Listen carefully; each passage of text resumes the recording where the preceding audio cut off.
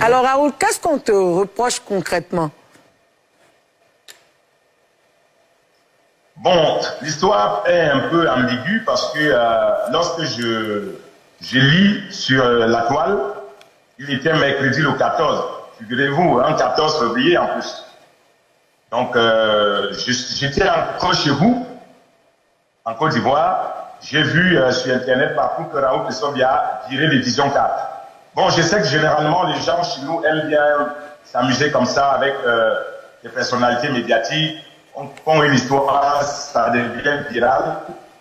J'ai d'abord pris dans ce sens, mais l'actualité devenait grandissante et les gens m'appelaient de partout. Je leur disais, je suis encore en Côte d'Ivoire, je rentre jeudi le 15 et je saurai ce qu'il y en est exactement.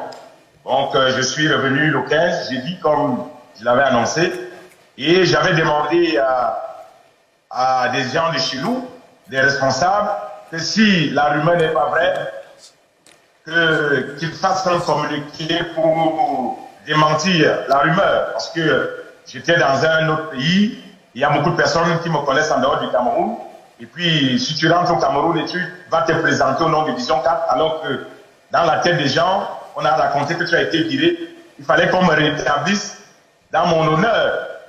Je leur ai fait savoir cela, cela n'a pas été pris en compte. J'ai demandé à des amis que j'ai là-bas, qu'est-ce qui se passe? J'ai eu beaucoup d'informations et j'avais conclu tout seul, connaissant le fonctionnement de la maison, que nous sommes dans un schéma qui va aboutir inéluctablement à une sorte d'humiliation, comme ça s'est passé avec beaucoup d'autres avant. J'ai donc anticipé en disant, comme vous ne voulez pas confirmer ou infirmer cette information, je vais vous aider. Et c'est comme ça que vendredi, je suis allé sur ma page et j'ai dit, puisque personne n'a voulu confirmer ou démentir la rumeur, je pense que nous sommes dans un schéma où, inéluctablement, je suis partant. J'ai donc fait la déclaration que je ne fais plus partie des rangs de la télévision qu'on appelle au Cameroun Vision 4.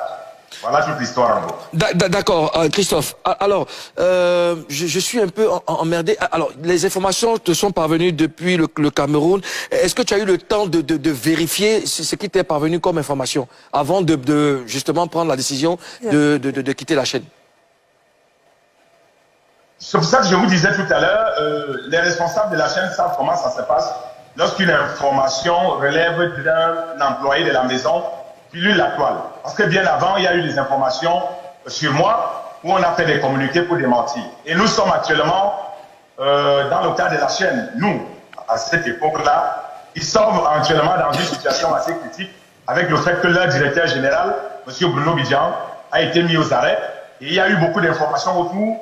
Et ils ont communiqué là-dessus, d'ailleurs.